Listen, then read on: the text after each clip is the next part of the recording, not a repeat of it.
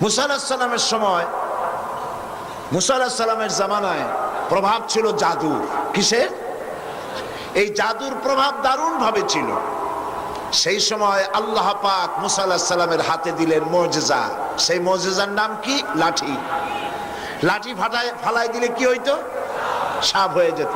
সাপ যখন হা করত, তখন জাদুকরদের তৈরি করা বাঘ, সিংহ, বড় বড় সাপ, অজগর ইত্যাদি সব গিয়ে মুসা আলাইহিস সালামের লাঠি মার্কা সাপের পেটের মধ্যে গিয়ে ঢুকত।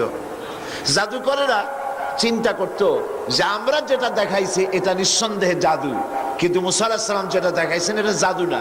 কারণ জাদু হলে সে তো এটা সমকক্ষ হতো, এ তো জাদু খাইয়া ফেলাইছে, কাজে এটা জাদু না, জাদুর বাবা অথবা জাদুর দাদা। মুসা আলাইহিস সালাম ইন্তেকাল করেছেন, কিন্তু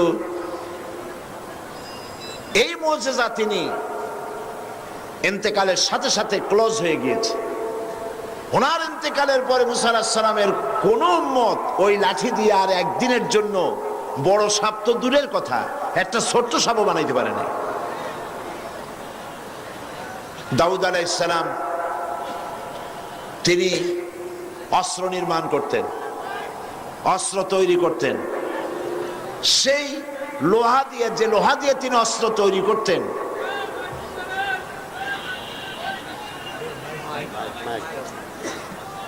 মাইকের অপারেটর তিনি খবর রাখুন, পাবেন, আপনারা পাবেন।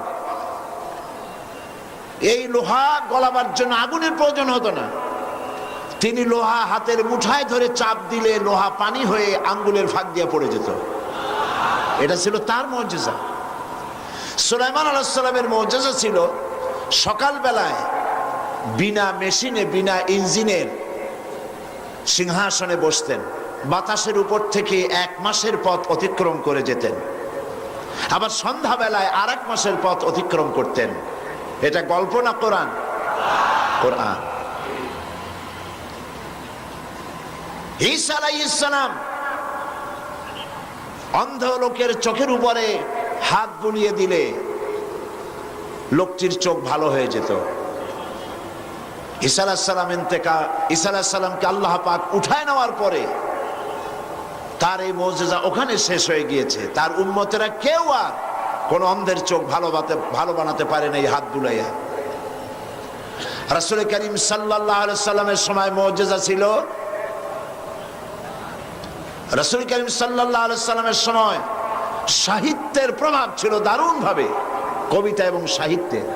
সেই সময় আল্লাহ পাক কোরআন নাজিল করলেন তার কাছে।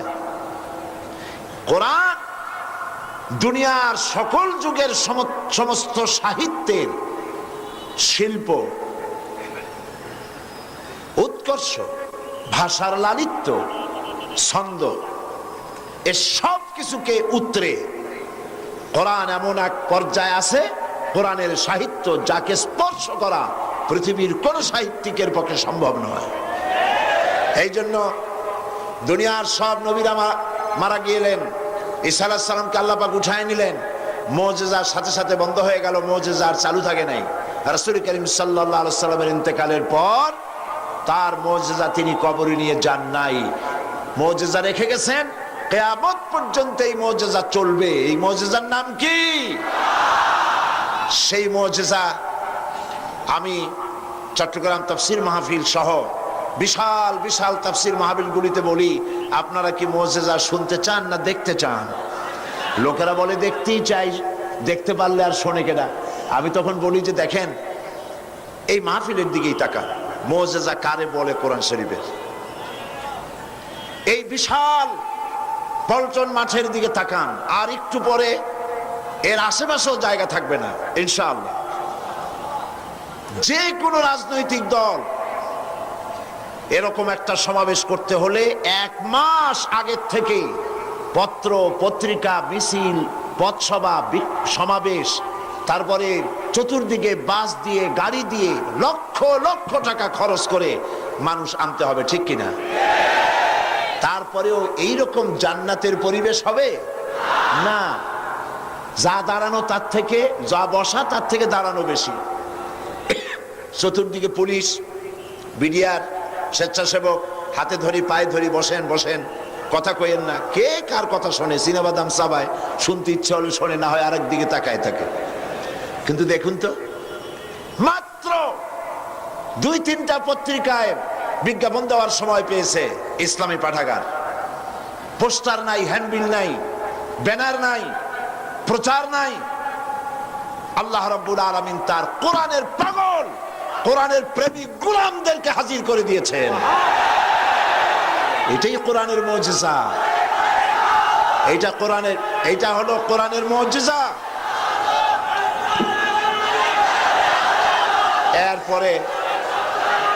এরপরে দেখুন আজ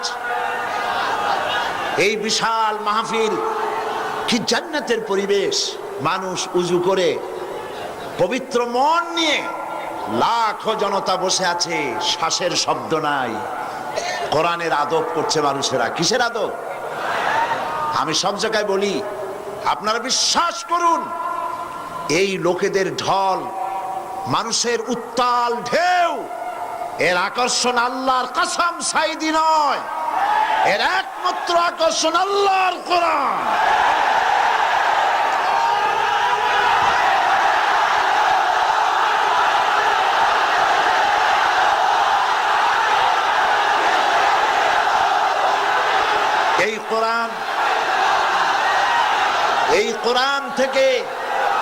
এই কোরআন থেকে মানুষকে বিচ্ছিন্ন করা যাবে না।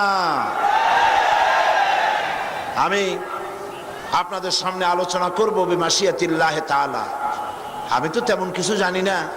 সুবহানাকা লা ইলমা লানা ইল্লা মা আল্লামতানা। আল্লাহ যদি দয়া করে তার গোলামকে কিছু বলার জন্য ইহসান করেন, তবেই বলতে পারবো, নইলে আমার কাছে কিছুই নাই। ঢোল যেমন বাড়ি দিলে শব্দ অনেক দূর থেকে শোনা যায়, মনে হয় ভিতরে অনেক কিছু আছে, কিন্তু ঢোলের চামড়াটা ছিঁড়লে দেখা যাবে ভিতরে একদম শূন্য, কিছুই নাই। আমি এরকম একটা শূন্য মানুষ, ছোট্ট মানুষ, আল্লাহর এক গোলাম ছাড়া কিছুই নই। আল্লাহ পাক যদি দয়া করে বলার তৌফিক দেন বলবো। কিন্তু আপনাদেরকে কথা শোনাবার আগে, ওই যে প্রত্যেক দিন সাংবাদিক বন্ধুদেরকে ছেড়ে দিতে হয়, তাদের ব্যাপারে আমি পুরা সময়ের বক্তব্যের সারাংশ তাদের জন্য গুছিয়ে আমার কাছে রাখি, যেটা তাদের বললে ওনারা তাড়াতাড়ি নিয়ে চলে যেতে পারেন পত্রিকায় দেওয়ার জন্য। ওনাদের ব্যাপারে যে কথাগুলি বলবো, এরপরই আমি ওনাদের ব্যাপারে বলার অর্থ হচ্ছে সাংবাদিকদেরকে উদ্দেশ্য করে নয়, গোটা জাতিকে উদ্দেশ্য করে কথা বলছি। ওনারা হচ্ছেন আমাদের বন্ধু। ওনাদের মাধ্যমে কথাগুলি জাতির কাছে পৌঁছে। এটা যদি সবগুলি পত্রিকায় দায়িত্ব পালন করত, তাহলে কিসমত জাতির অনেক ভালো হয়ে যেত। এই সব মাহফিলে কথা হয় জাতি বিনির্মাণের কথা, চরিত্র তৈরির কথা, দেশ এবং জাতি গঠনের কথা, স্বাধীনতা সার্বভৌমত্বের কথা বলা হয়, স্বাধীনতা হেফাজতের কথা বলা হয়। সুতরাং এই কথাগুলি পত্রিকায় আসলে গোটা জাতি জানতে পারতো, কিসমত ভালো হতো। তোমরা তা করলে না।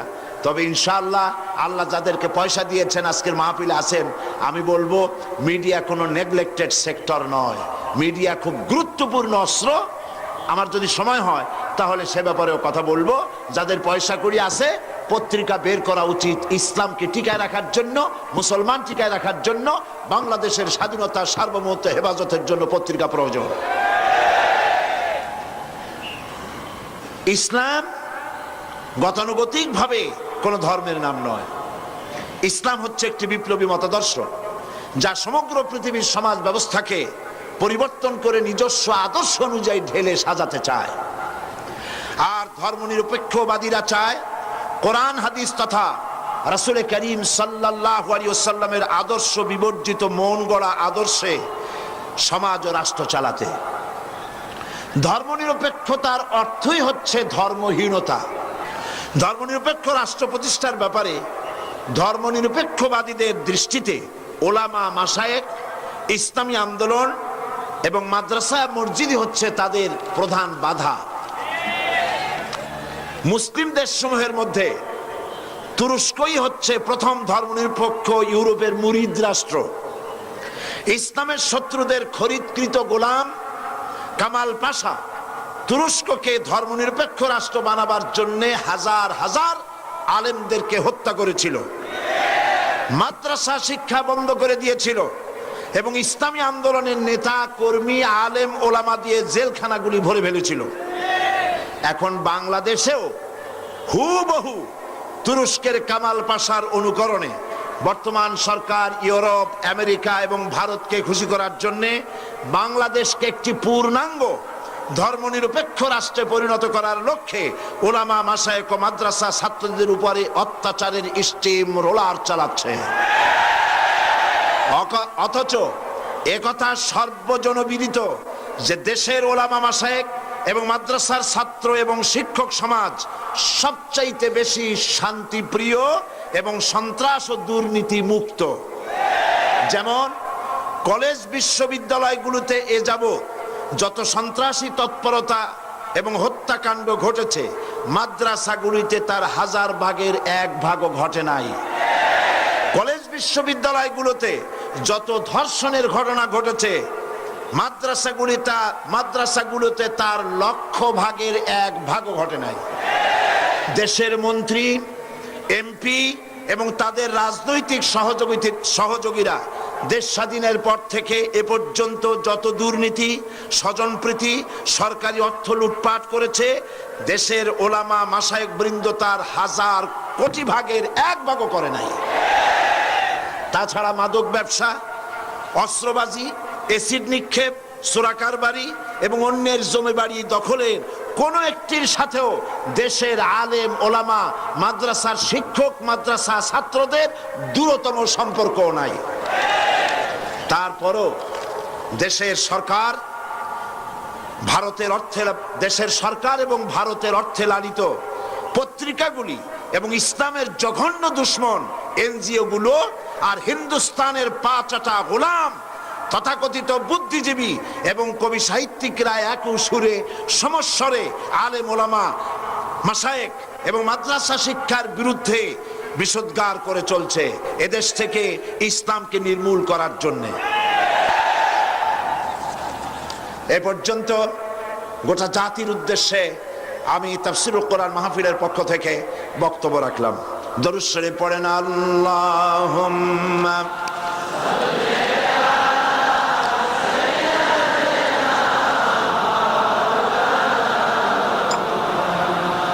ওয়া আলা আলি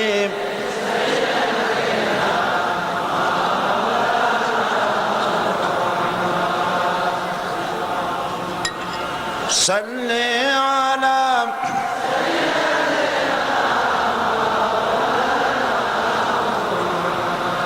وعلى آل سيدنا مولانا محمد।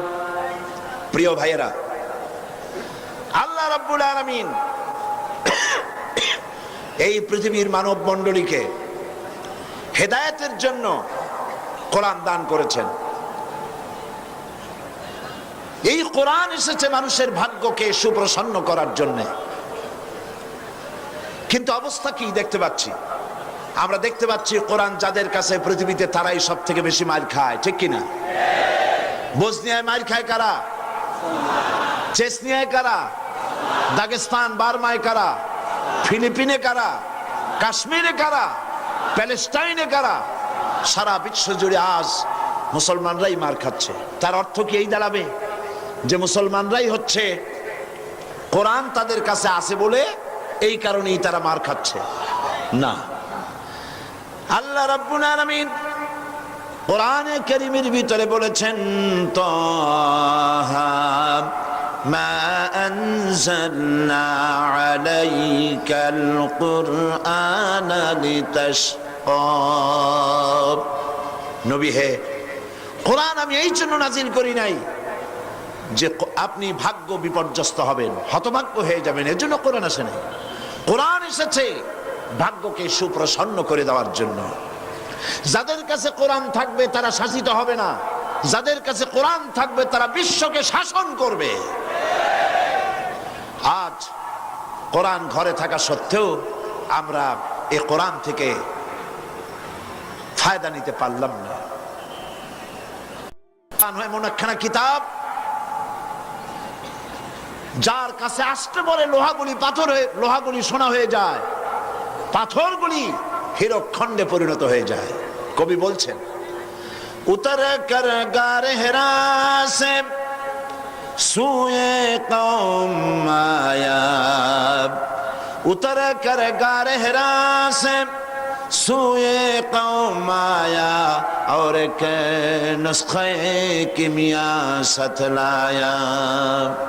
रसूल करीम सल्लल्लाहु अलैहि वसल्लम হেরা পাহাড় থেকে নেমে এলেন, হাতে আনলেন একখানা পরশ পাথর, সৌভাগ্য স্পর্শমণি কোরআন। এই কোরআনের সংস্পর্শে যেই এলো তার ভিতরে পরিবর্তন এসে গেল।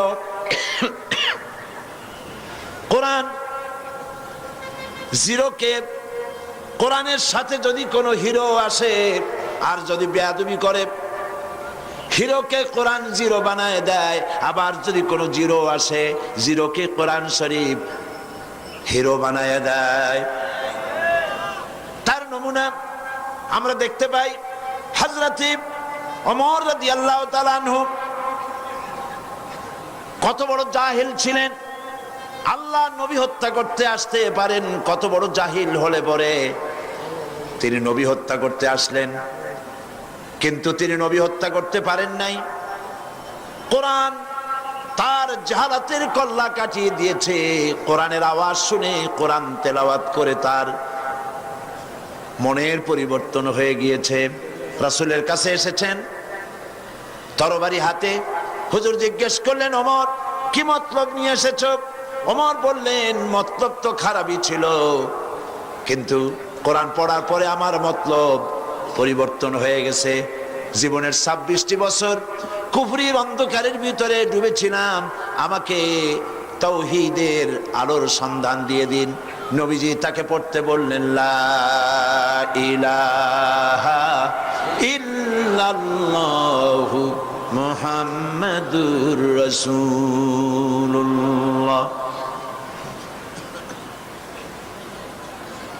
যে ওমর রাসূলকে হত্যা করতে আসলেন, নবীজি বললেন, লা নবিয়্যা বাদি ওয়ালা রাসূলা, আমার পরে নবী বা রাসূল পৃথিবীতে আর আসবে না, কিন্তু আমার পরে যদি কেউ নবী হতো লাকানা ওমর, ওমরকে আল্লাহ অবশ্যই নবী বানায় দিতেন।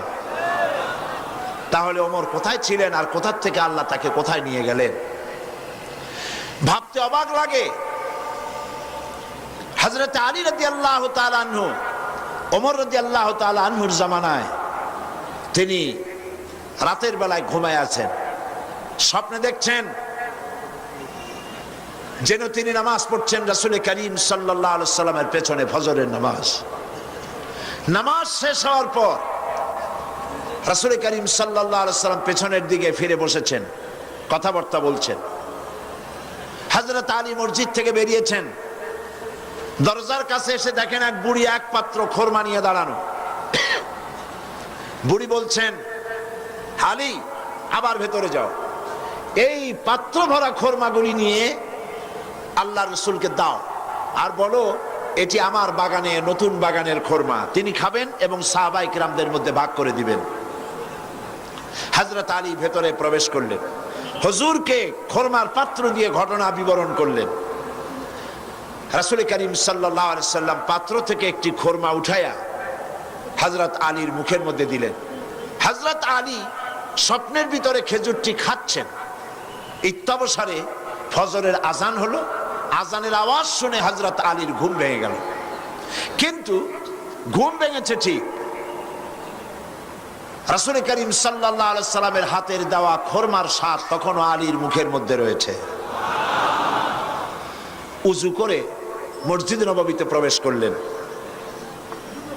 তিনি দেখতে পাচ্ছেন মসজিদে নববীতে ইমামতির জায়গায় কে দাঁড়ানো? হযরত ওমর রাদিয়াল্লাহু তাআলা। ইসলামের নিয়ম এটা। ইসলামী শাসন ব্যবস্থায় রাষ্ট্রপ্রধান যিনি হবেন তিনি সেই দেশের সব থেকে বড় মসজিদে ইমামতি করার, খুতবা দেওয়ার যোগ্যতা তার থাকতে হবে।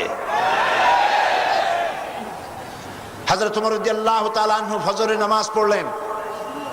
এখন কিন্তু আর স্বপ্ন না, এখন কি বাস্তব। ফজরের নামাজ শেষ করে হযরতে ফারুক রাদিয়াল্লাহু তাআলা আনহু পেছনের দিকে ফিরে বসেছেন, হযরত আলী উঠেছেন। মসজিদ থেকে বেরোবেন, দরজার কাছে এসে দেখেন এক বুড়ি এক পাত্র খোরমা নিয়ে দাঁড়ানো। বুড়ি বলছেন, আলী আবার ভেতরে যাও, এই পাত্র ভরা খোরমা নিয়ে আমিরুল মুমিনিনকে বলো এটি আমার নতুন বাগানের খোরমা, যেন তিনি খান আর রাসূলুল্লাহর সাহাবীদের মধ্যে যেন ডিস্ট্রিবিউট করে দেন। হযরত আলী দেখছেন কি আশ্চর্য কথা, যা স্বপ্নে দেখলাম তাই বাস্তব হচ্ছে।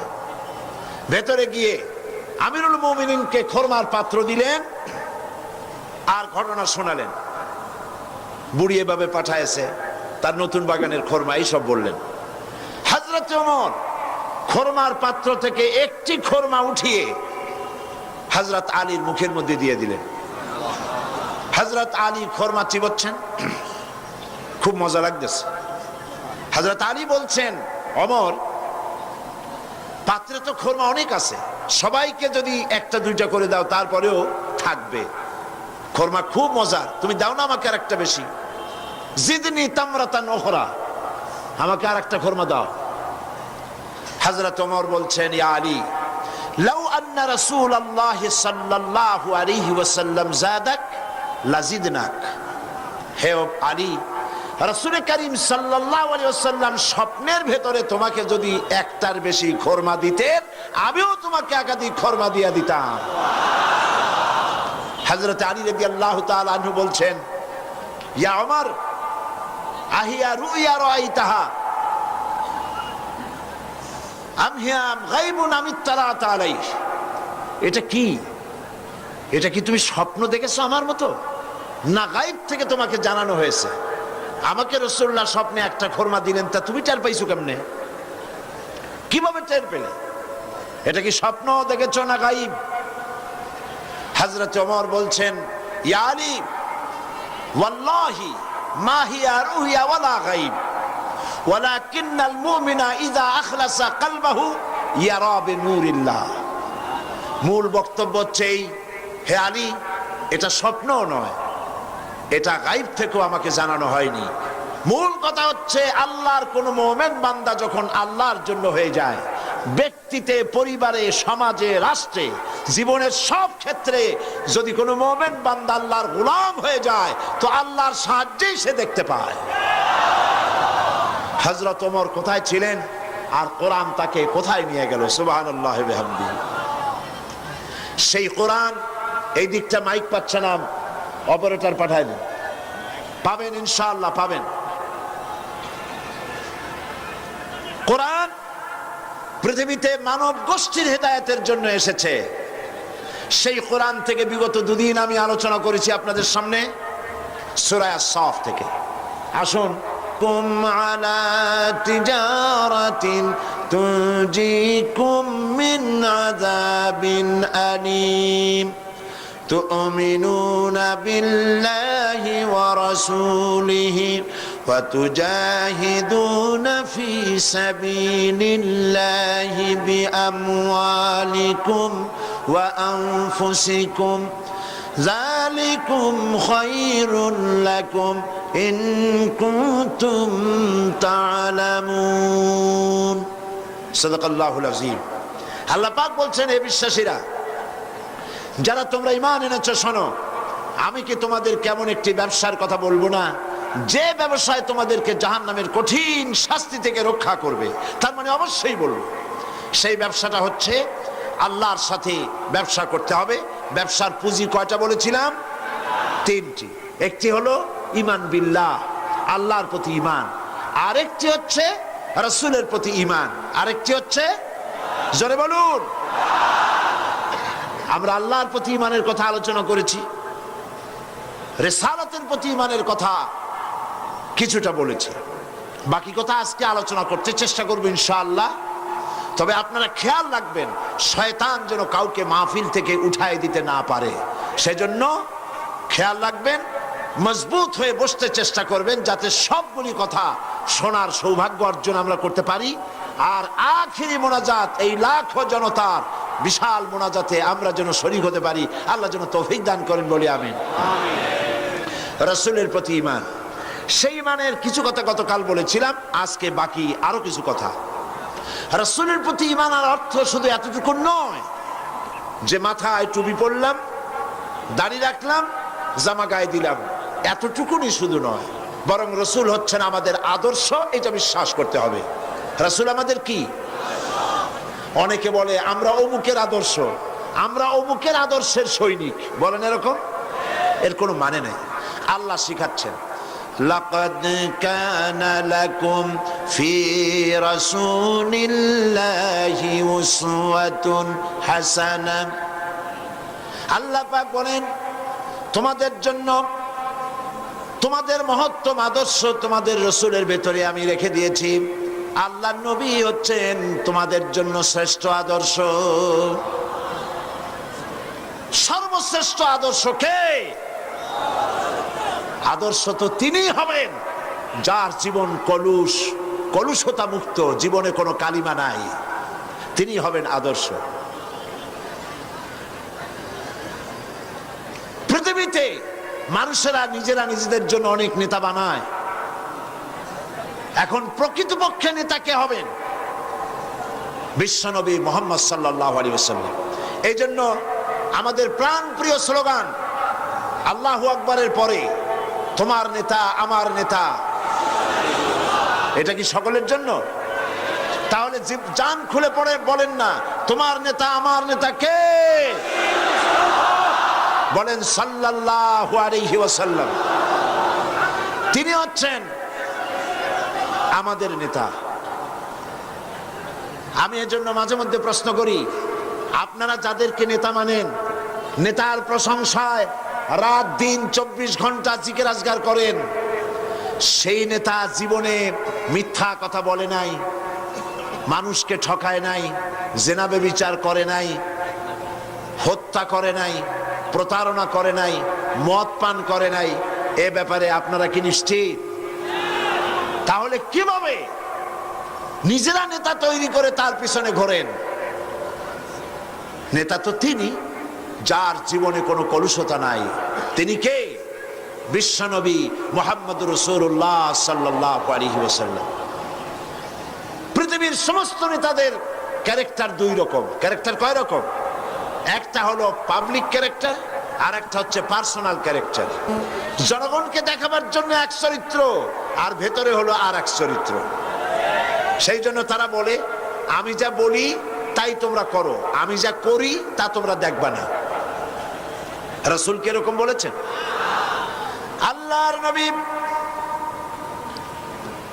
তার বক্তব্য হচ্ছে আমার স্ত্রীরা ও আমার সাহাবায়ে কিরাম দিনের আলোতে আর রাতের আধারে আমার মধ্যে যা কিছু তোমরা দেখতে পাও, যে আচরণ তোমরা দেখতে পাও, সবগুলি খুলে খুলে মানুষের সামনে বলে দাও। সুবহানাল্লাহ বলবেন না? আমার জীবনের সব কথা মানুষের সামনে বলে দাও। এই জন্য রাসূল করিম সাল্লাল্লাহু আলাইহি ওয়াসাল্লাম হচ্ছেন শ্রেষ্ঠ আদর্শ। তার নীতিকে অনুসরণ করতে হবে জীবনের সব ক্ষেত্রে। একটা মানুষ কতটা চরিত্রবান, কতটা ভালো, সেই কথা কে বলতে পারে? কার সার্টিফিকেট সবচাইতে বেশি নির্ভরযোগ্য? ম্যাজিস্ট্রেট, চেয়ারম্যান, মন্ত্রী, পীর সাহেব, মৌলানা সাহেব? কে সব থেকে একটা পুরুষের নির্ভরযোগ্য সার্টিফিকেট কে দিতে পারে? স্ত্রী দিতে পারে। রাসূলুল্লাহর চরিত্রের সার্টিফিকেট আল্লাহ তো দিয়ে রাখছেন। তারপর তার স্ত্রীর সার্টিফিকেটটা দেখুন। হেরা পাহাড় থেকে যখন নেমে এসে তিনি বলেছিলেন আমি ভয় পেয়েছি, তাড়াতাড়ি করে আমাকে ঢেকে দাও। হযরতে খাদিজা জিজ্ঞেস করেছিলেন আবুল কাসেম আপনার কি হয়েছে? কেন আপনি, আপনার চোখ বড় হয়ে গিয়েছে, শরীর কাঁপছে, গায়ে জ্বর উঠেছে, কারণ কি? তিনি বললেন আমি এরকম এক জ্যোতির্ময় মহাপুরুষ দেখেছি যাকে আমি জীবনে কোনোদিন দেখি নাই। এই সমস্ত কথা আমাকে বলেছে, আমি পড়তে পারি না বলেছি, তারপরে আমাকে 3 বার বলার পরে আমাকে সিনার সাথে আলিঙ্গন করেছে, এরপর আমি বলতে পেরেছি, আমি ভয় পেয়ে গিয়েছি। হযরতে খাদিজা বলেন আবুল কাসিম, হে কাসিমের পিতা, আমি নিশ্চিত করে বলতে পারি কোন জিন, কোন দুষ্ট শয়তান আপনার অনিষ্ট করতে পারে না, কারণ আপনি কখনো মিথ্যা কথা বলেন না। আপনি প্রতিবেশীর হক আদায় করেন, আত্মীয়দের হক আদায় করেন, এতিম মিসকিনকে খেতে দেন, বিধবাকে আশ্রয় দেন। আপনার ক্ষতি কোনো জিন বা শয়তান করতে পারে না। নবীজি পরবর্তী সময় হযরত খাদিজাকে যখন ঈমানের দাওয়াত দিলেন, যখন তিনি বললেন আমি আল্লাহর নবী, তুমি ঈমান আনো আল্লাহর উপরে, আমাকে রাসূল হিসাবে, নবী হিসাবে মানো, হযরত খাদিজা এক মুহূর্ত দেরি করেন নাই, সঙ্গে সঙ্গে হযরত খাদিজা বলেছেন লা ইলাহা ইল্লাল্লাহু মুহাম্মাদুর রাসূলুল্লাহ। হে কাসেমের পিতা, আমি অবশ্যই বুঝতে পেরেছি আপনি আল্লাহর নবী। বিগত বছরগুলিতে আপনার মধ্যে যে আখলাক, যে চরিত্র দেখেছি, এটা কোনো সাধারণ মানুষের চরিত্র হতে পারে না। রাসূল করিম, রাসূলের উপর ঈমান আনার অর্থই হলো তার আদর্শের অনুসরণ করা, অনুকরণ করা, তিনি যা বলেছেন সবটা করা, যা করেছেন সবটা করা, মেনে নেওয়া। এইখানে যদি দ্বিধাদ্বন্দ্ব থাকে তাহলে তো মুমিন হওয়া যাবে না। হযরত ওমর রাদিয়াল্লাহু তাআলা আনহুর কাছে এক লোক এসে বলেছিল, এক মুসলমান একটা বিচারের সানি করতে এসেছিল, বলছে ওমর একটা বিচারের সানি করে দাও, দ্বিতীয়বার বিচারটা করে দাও। তো প্রথমবার কার কাছে গিয়েছিলে? তো তিনি বললেন যে আমি প্রথমবার তো মুহাম্মদ সাল্লাল্লাহু আলাইহি ওয়াসাল্লামের কাছে গিয়েছিলাম, আমি মুসলমান মানুষ, আমার বিরুদ্ধে ইহুদি কেস দায়ের করলো, হুজুর সাক্ষী প্রমাণ নিয়ে আমি মুসলমান, নামাজ পড়ি, যুদ্ধে যাই, চাঁদা দেই, আমার বিরুদ্ধে রায়টা দিলেন, এটা কি সঠিক হয়েছে? আপনি বরং এই সবকিছু শুনে মিলে এটাকে দ্বিতীয়বার বিচারটা করে দেন। হযরত ওমর রাদিয়াল্লাহু তাআলা আনহু বললেন দাঁড়াও, অপেক্ষা করো, আমি বিচার করতেছি। ঘরের মধ্যে প্রবেশ করলেন, তরবারি একখানা নিয়ে আসলেন, আর তরবারি দিয়ে আঘাত দিলেন। বললেন আল্লাহর বান্দা, রাসূল করিম সাল্লাল্লাহু আলাইহি ওয়াসাল্লাম বিচার করার পর সেই বিচার যে মানতে পারে না, তার বিচার তো এরকম করে করে দিতে হয়। লোকটি দ্বিখণ্ডিত হয়ে গেল। রাসূলের কাছে খবর এলো ওমর রাদিয়াল্লাহু তাআলা আনহু মুসলমান হত্যা করেছেন। চতুর্দিকে বদনাম ছড়িয়ে গেল। রাসূল করিম সাল্লাল্লাহু আলাইহি ওয়াসাল্লাম চিন্তায় পড়ে গেলেন, হযরত ওমর এতটা করতে গেলেন কেন? আল্লাহ পাকের পক্ষ থেকে আয়াত নাজিল হয়ে গেল। আল্লাহ রাব্বুল আলামিন শোনালেন, ফালা ওয়া রাব্বিকা লা ইউমিনুন, হে নবী আপনার রবের কসম, আপনার আল্লাহর কসম, যেই ব্যক্তি ঈমানের দাবি করে, মুসলমানের দাবি করে, আপনার হুকুম, আপনার সিদ্ধান্ত মানতে দ্বিধা দ্বন্দ্বে ভোগে, সে কখনোই মুমিন হতে পারে না, সে মুমিন নয়। ওমর যাকে হত্যা করেছে সে মুসলমান নয়, মুনাফিক। সুতরাং ইসলাম কবুল করলে ইসলামের সবটা মানতে হবে, অল্প একটু মানলে হবে না। রাসূল করিম সাল্লাল্লাহু আলাইহি সাল্লামকে, তার উপর ঈমান আনতে হলে সম্পূর্ণটাই মানতে হবে। রাসূল করিম সাল্লাল্লাহু আলাইহি ওয়াসাল্লামের জীবনে, তার মিশনে বাধা আসলো কেন? বাধা এই জন্য এসেছে, বাধা যে হয়েছে এটা তো আপনারা নিশ্চয়ই জানেন। বাধাটা দিল কারা? সে কথা গতকাল বলেছি। যদি রাসূল করিম সাল্লাল্লাহু আলাইহি সাল্লাম শুধুমাত্র টুপির কথা বলতেন, দাড়ির কথা বলতেন, জামার কথা বলতেন, কদু খাওয়ার কথা বলতেন, মিষ্টি খাওয়ার কথা বলতেন, আতর লাগাবার কথা বলতেন, সুরমা লাগাবার কথা বলতেন, তাহলে রাসূলকে মার খেতে হতো না, ঠিক কিনা বলেন? এই ধরুন আমি যদি আপনাদের বলি, ভাইরা আপনারা সকলে দাড়ি রাখবেন, মাথায় টুপি দেবেন, ভালো জামা টামা, সুন্নতি জামা, লম্বা জামা পরবেন, পাগড়ি পরবেন, আপনারা কি আমাকে মারতে আসবেন নাকি? আপনারা বলবেন তো ভালো কথাই, মন্দ কি? তো রাসূলুল্লাহ মারটা খাইলেন কেন? দাড়ি রাখতে বলেছে তো ভালো কথা, পুরুষের দাড়ি হলে তো খুব ভালোই লাগে, দাড়ি যত বড় হয় আরো সুন্দর লাগে, আর বেশি ঘন হলে শীতকালে মাফলারের দরকার হয় না, গলাটা ঢেকে থাকে, কত সুন্দর। তেতে মারতে আসবে কেন? কদু খাইতে বললে তাতে মারতে আসবে কেন? মিষ্টি খাইতে বলেছেন তাতে মারতে আসবে কেন? মূল বিষয়টা হলো, মারতে আসার কারণটা ছিল এই, মার খেয়েছেন রাসূল এই কারণে, তিনি পৃথিবীর বুকে আল্লাহর জমিনে আল্লাহর আইন প্রতিষ্ঠা করতে চেয়েছেন। আল্লাহ রাব্বুল আলামিন বলেছেন আলা লাহুল খালকু ওয়াল আমর, জেনে রাখো সৃষ্টি যার, আইন চলবে তার, অন্য কারো নয়। আইন চলবে কার? সবাই বলুন কার? আল্লাহ পাকের আইনকে জমিনে প্রতিষ্ঠার জন্য পয়গম্বরেরা দায়িত্ব পালন করে গেছেন। সুতরাং নবীর উপরে ঈমান আনার অর্থ ইয়া নবী সালাম আলাইকা বলা নয় শুধু, নবীর উপর ঈমান আনার অর্থ দাড়ি আর টুপি লাগানো নয় শুধু, নবীর উপরে ঈমান আনার অর্থ হলো দাড়ি টুপি জামা সহ, পাগড়ি সহ, মেসওয়াক সুরমা যা যা রাসূল করেছেন বলেছেন সব সহ দিন প্রতিষ্ঠার জন্য জিহাদে অংশগ্রহণ করতে হবে। সেই কথাই আসছে 3 নম্বরে গিয়ে ওয়াতুজাহিদুনা ফি সাবিলিল্লাহি বিআমওয়ালিকুম ওয়া আনফুসিকুম যালিকুম খায়রুল লাকুম ইন কুনতুম তা'লামুন। আল্লাহর রাস্তায় জিহাদ করো। আল্লাহর রাস্তায় কি করো? জিহাদ। জোরে বলেন কি? জিহাদ করো। কি দিয়ে? মাল আর জান দিয়ে। যদি তোমরা ইসলাম বুঝে থাকো তাহলে এই জিহাদে অংশগ্রহণ করো। এখন জিহাদ কাকে বলে? লোকেরা ধারণা করেছে জিহাদ মানে হলো যুদ্ধ।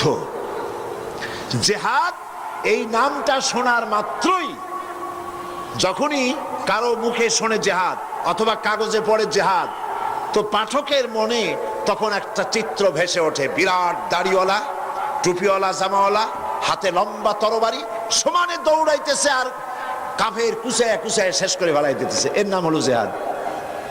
এই জন্য ফার্সিতে একটা কথা আছে, অলেকিন কালামদার কাফে দুশ্মনাস্ত। দুশ্মনের হাতে কলম ছিল, যেমন খুশি তেমন মুসলমানদের ইতিহাসকে তারা বিকৃত করেছে।